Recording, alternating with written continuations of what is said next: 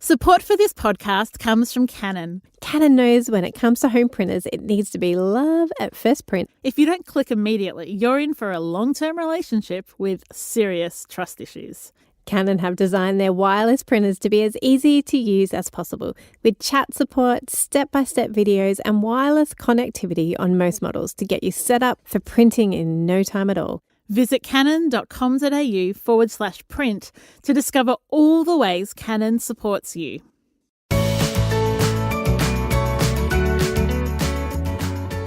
Welcome to the Art of Decluttering podcast. We're your hosts. I'm Amy Revell from Simply Organised. And I'm Kirsty Ferrugia from Feels Like Home. We can't wait to share with you all our tips and tricks to help you declutter and keep your home and family organised. To hang out with us more, check out the Art of Decluttering on Facebook and Instagram.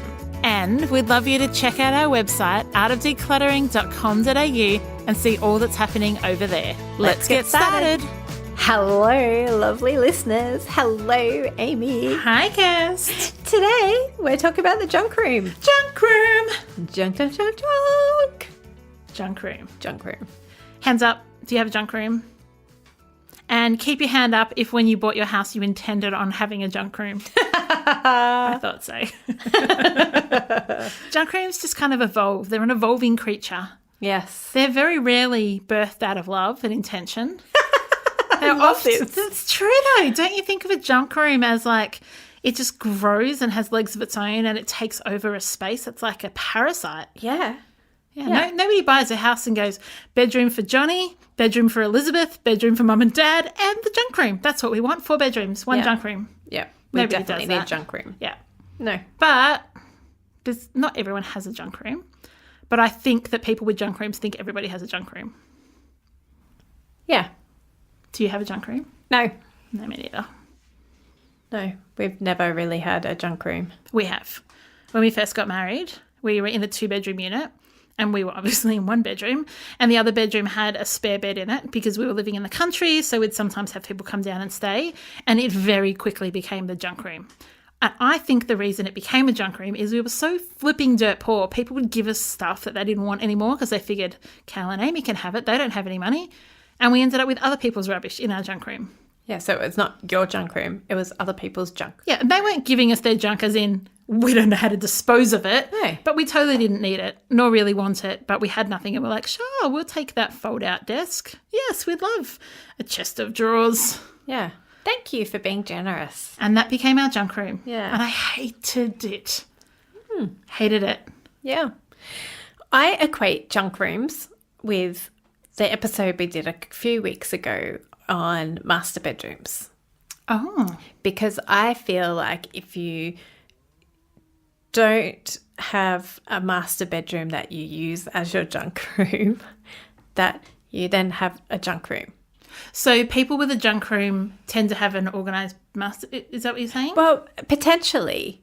But the junk that accumulates in a junk room doesn't necessarily accumulate in the master bedroom because they've got a room for their junk to go. Right. Does that make sense? It's where clutter goes to die. It is. It's where procrastination goes. That is one. Let's say that again, Cass. It's where procrastination goes. To die. To live and inhabit and grow and fester and expand and all that loveliness, really. Junk rooms are kind of like the shame room of Australian homes and worldwide homes, aren't they? Because people are never proud of their junk room. Yeah. Like if you're taking someone of a tour of your house, you'd be like, this is the master bedroom, here's the kids' rooms. That's the junk room, door closed. Yeah. That's the junk room. Don't look in there. Don't look in there. That's what they say. That's the junk room, don't look in there. I feel like our American friends, that's their basement. Basement or attic? Yes. Yep. This is what I go off from our American friends' TV shows. Yeah, that's right. We're so educated. Because I've only been to America. I lived in America for 7 weeks. And I have been to America for another 4 weeks. But I lived with an Australian family when I was 14 there for 4 weeks. So they didn't really have a junk room. No. Didn't really have a basement, I don't think. I feel like the junk room is the unidentified object room of a house. Yeah. Is that fair? Yeah. Well, it's UFOs, so unidentified, not frozen objects. I love it. But it is procrastination. It is, I have not made a home for this, and I don't know where it should live. Going to put it in the junk room. I think junk room and spare room are often interchangeable. Or people would say it's my guest room. Yeah. But it's also the junk room. Yeah. So one of the tips we want to give you to decide what's in the world to do with the junk room is say, A, what's the purpose of it right now? And be honest. If the purpose of it is to dump your stuff in, say that. And then ask the question, what did I want for this room when we first moved in? Or what do I want now? Because maybe you first moved in before you had children. And so it was your home office or your study or your music room or your Lego room. And then kids took over those spaces, and so everything from the kids' rooms ended up in the junk room. And so I think that's a great question to ask. However, if your life circumstances have changed since buying the house, ask the question, what do I want this room? In an ideal world, if there was no junk, if I could start afresh, what would the purpose for this room be? Junk rooms are often too where things go to die when you were trying to sell them online. Yes. I'm going to sell that cot and recoup some of the money that I invested, or that pram, or that drum kit, or that guitar, or that tent. I'll put it in the junk room for when I've got time. Yep. You're not going to make time while it's in the junk room. No. Because it's not in your face. And procrastination lives in the junk room. Yep. I feel like on everyone's house plans, it should be like master suite, bedroom 1, bedroom 2, procrastination. That's where procrastination lives. Yeah. But procrastination does not need to live in your home. In fact, I would suggest that procrastination needs a good kick up the bottom and told to go and live out in the outback somewhere. Far, far, far away from your house, because you have the power to reclaim that room. You are the controller of your own life. You're the controller of your home, and you can take back power from procrastination and tell it does not live here anymore. Preach it, sister. Oh, I feel like I'm getting my sermon on. I think you might be. One of the things that I was thinking about is rooms without purpose look like rooms without a purpose. So if it is just room... Stop. Well, say it again. Truth bomb. All right. Rooms without purpose look like a room without purpose. Yeah. Hello. Sister. Now it's your turn to preach it. So if you don't know what you want to do in there, it's not confusing to us why it's ended up being a junk room. Yeah, it's a vacuum and for procrastination. And it's also the place that your hobbies go to die. And I think... Stop again. You're making me sad for time before kids. If the sewing machine's at the back of there, or your knitting, or your scrapbooking, or your pottery, or your anything, whatever it is that you had as a hobby that you've let die, I think you almost need someone to come with you into your junk room and help you do some brain work. Like, what is the fact that your crocheting is sitting in a basket in the corner of the junk room say about you? Is this representative of what you want crocheting to look like in your life? Wow. There's a whole lot to do with junk rooms. Junk rooms are people avoid junk rooms. Totes. When they get us into declutter, it's like, let's do the kitchen, let's do the master bedroom, we'll do the study, we'll do the kids' rooms, we'll do the lounge room, we'll do the pantry, we'll do the bathrooms, we'll do the laundry. Oh, no, don't worry about the junk room. Do you know why? Because it has no purpose. And a room without purpose looks like a room without a purpose. Whereas every other room that you just identified has another purpose. So there's incentive to get those rooms done because you want to reclaim them as your master bedroom. You want to reclaim it as a living room. You want to reclaim your kids' rooms. You want to reclaim the toy room. You don't need to reclaim the junk room unless you are having another child. That's when we get called in. Yes. Often when when our clients do want to address the junk room, it's because they're There's a bringing baby on the another way. child into the world, or parents are moving in with them, or there is a purpose for that room. But you can give a room a purpose today. I think the reason we get called in is not just because there's a purpose, but there's an urgency. Yes. The baby is coming. The mother-in-law is coming.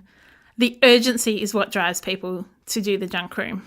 Yes. And I would challenge everybody today that the urgency to kick procrastination out of your house should be urgency.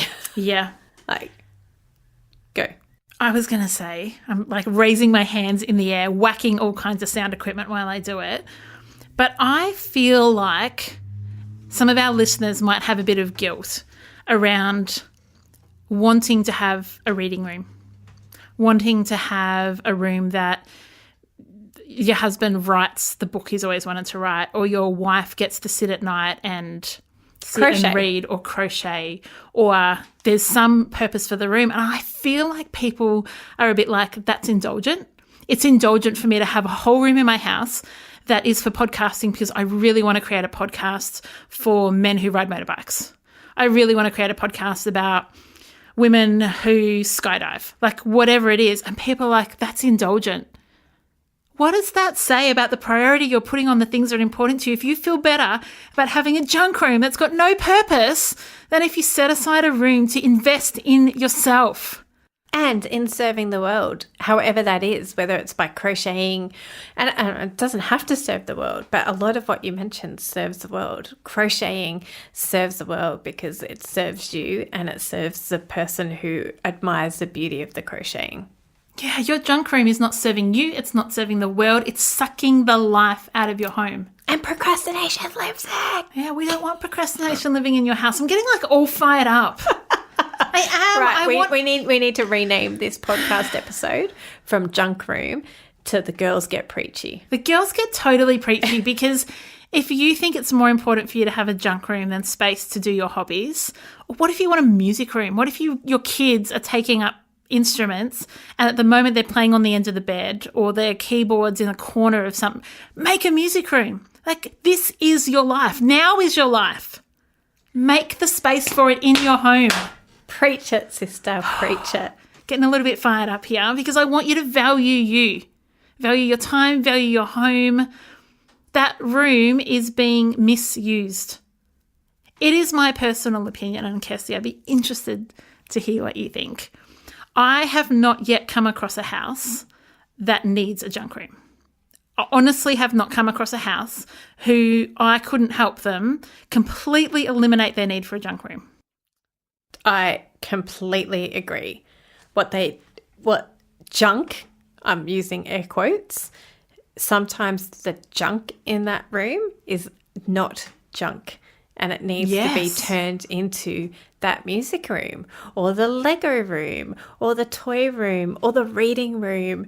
So we may have started with that intention. Hey, I'm going to make this a music room one day. And you've put some instruments in there, but you haven't created that space for it properly. And then other things, procrastination goes in there as well. Yeah, because you put in things that don't have a home. Yeah.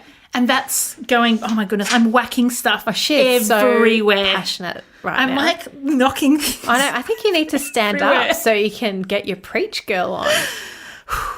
Calm And down. you need to take a breath. So the things that you put in a junk room is because they don't have a home. Yes.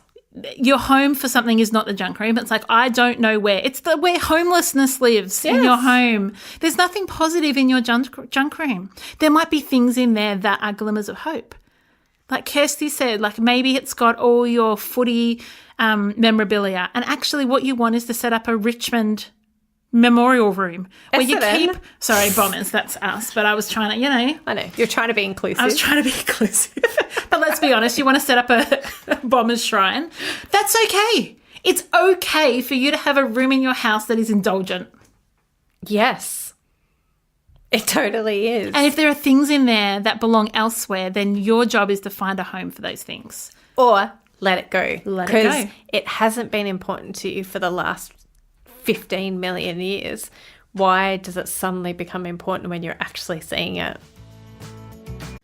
Let's take a break for a bit of a real talk about home printers. Printers can be a massive headache. Like if you haven't got it set up right and you can't print off the right devices, it's so annoying. But they don't have to be. In a perfect world, printers are easy to set up. You can print from your phone. There's always someone to help you, and you never make a typo. Well, Canon are making that perfect world a reality, except of course for that last bit. Setup is a breeze with Print Assist step-by-step video guides. You just follow the prompts and get yourself running. They'll even show you how to connect your wireless printer to a computer or smart device, which is the best when the kids need to print something and don't need to first put it on your computer. And if you need help, there's a chatbot available 24/7, or you can call up during the day and get talked through the process step by step. Print easily, wirelessly, and smoothly with Canon. Visit canon.com.au/print to discover all the ways Canon can support you. We have some amazing sponsors that help the art of decluttering get on the air every single week. We're on every single podcast app. We're on YouTube. We're even in Virgin Australia flights in their in-flight entertainment system. So if you want to reach our growing community, we would love you to come on board as a sponsor. So if that is of interest to you, email hello@artofdecluttering.com.au and we'll get our sponsorship kit straight out to you. Now, back to the show. Can I tell you a really inspiring story, Kirst? Please do. I was working for a lady that hired 3 of us to come in and declutter her house last year. So we did a full week with 3 of us in there. And I may have told this story before on the podcast, but she had a room in her house. So 3-bedroom house, 1 single lady living in it. One of the rooms she had not been into at all in 20 years. She had not been in there. So she said to us, and it's the first time I've ever let this happen, but she said, I'm going to go out for lunch. I'm going to call my girlfriend. I'm going to say, I need to go out for lunch. And girls, I want you to throw every single thing in there in the skip, even the furniture. You told us about this in our professional mistakes episode. But keep going. Yeah. So her theory was, and I tried to, I was like, oh my gosh, this has never happened. I'm not sure if I'm comfortable with this. Anyway, she said, I have not needed that in over 2 decades. That is a very long time. So we got rid of everything out of that room. And you're right, in the professional mistakes, there was a pottery. Oh, I'm glad you think I'm right. There was pottery that she wanted us to get for her. But bookshelves, there was mattresses, the lot went in the skip. Now, extreme example. First time I've ever had that happen. Probably and I tried the to talk her out of it. I was like, don't you want to come? We can go through it. Maybe there's important things. Nope, chuck it all in the bin. But junk rooms are that. There's stuff you totally don't value. If you valued it, it wouldn't be in the junk room. Yes. Or if you value it and it's in the junk room, bring it out, put it on display, honour it. Or create that room for that purpose. Yeah. So I remember a client that we couldn't walk into their junk room because it was so full of procrastination. Yep. And so we started doing it little by little. Stood at the door. We stood at the door, whatever my foot touched, whatever my eyes landed on, we dealt with that. So here are some tips about how to go about actually decluttering your junk room now that Amy and I have got off our pedestal, what is it? Our soapbox. Yeah. We'll start giving you some tips about how to do this. There's 2 ways of doing junk rooms. 2 ways of doing any room in your house. There's a fast way and there's a slow way. Give us the pros and cons of both of them. Amy. Yeah, that's what I was going to say. There's pros and cons for both.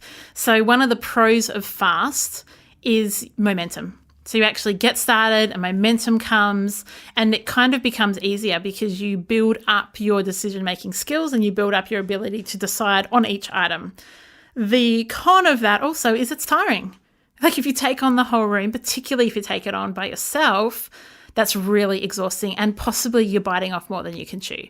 So if you're... And, sorry to interrupt. Go. And you often get such a high from chucking things out that you chuck things out that you may regret because you're like, yes, let's light a match to it all and it all needs to go. Like you listen to Amy and I get all preachy and you're like, yes, they're right, all goes. One of the ways you can do it fast is to get a professional organizer in. So wherever you are in the world, there's a professional organizer that can serve you.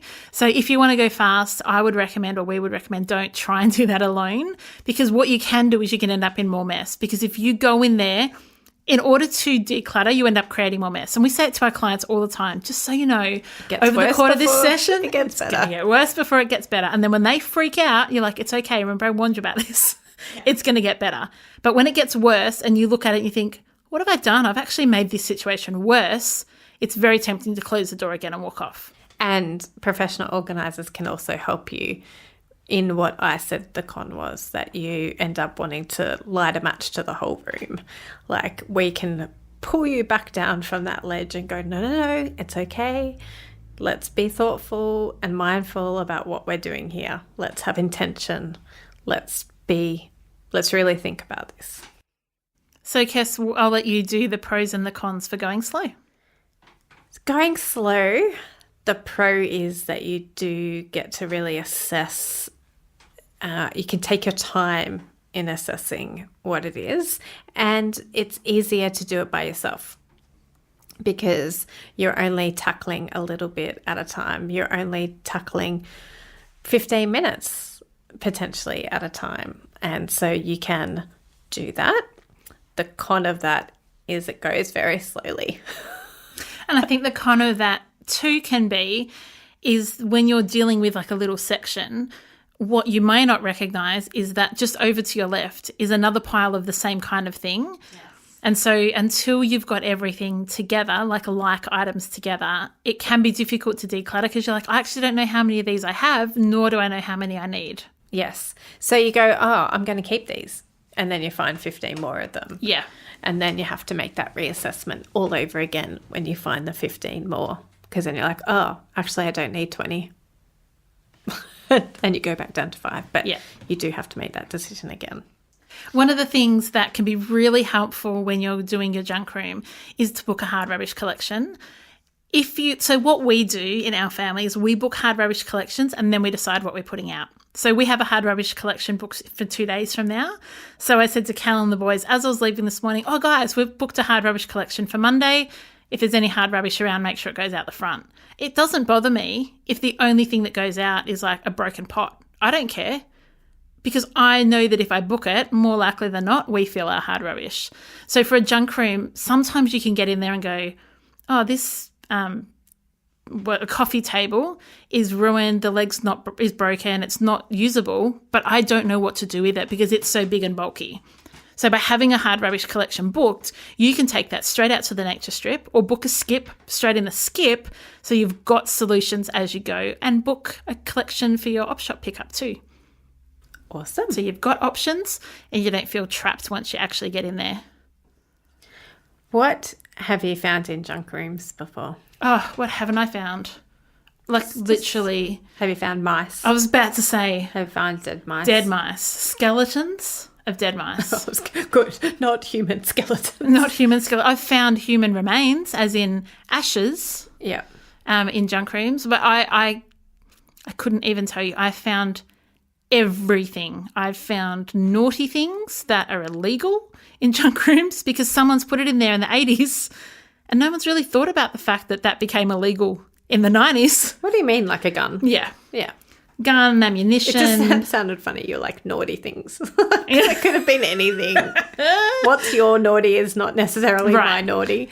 But things like that people have completely forgotten about. What about you? Have you got a weirdest thing you found in a junk room?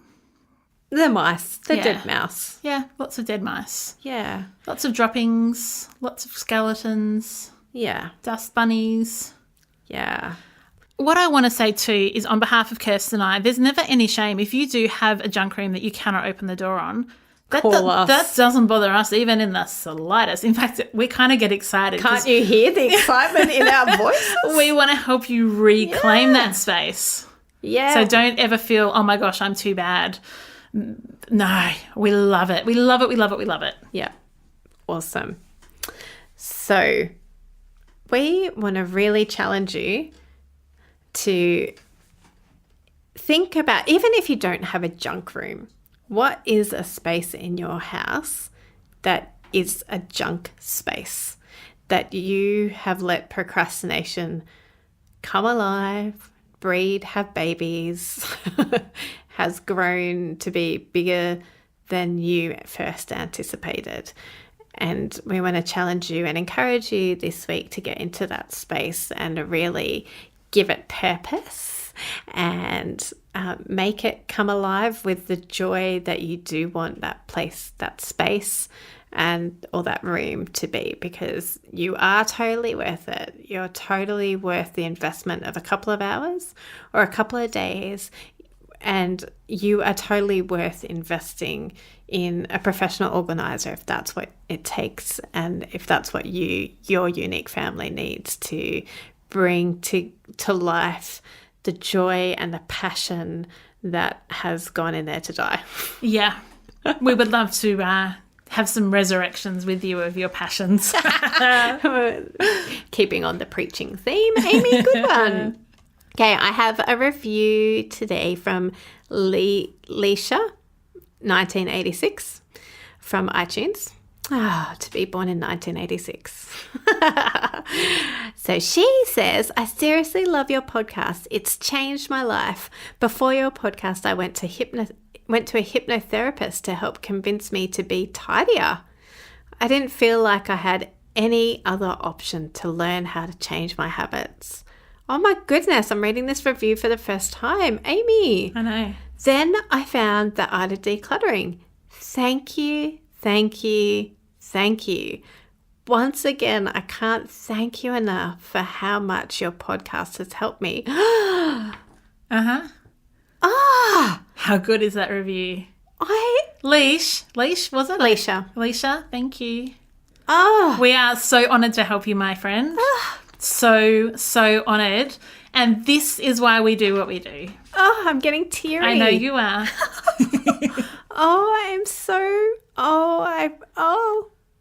My life has just been made complete. I love it. That's so amazing. If you have a story like Leisha, please share it with us. Tell us. Not because we want to feel better about ourselves, but we want other people to know the joy and freedom that has come, and your story. Like, you need to be celebrated. Celebrate yourself.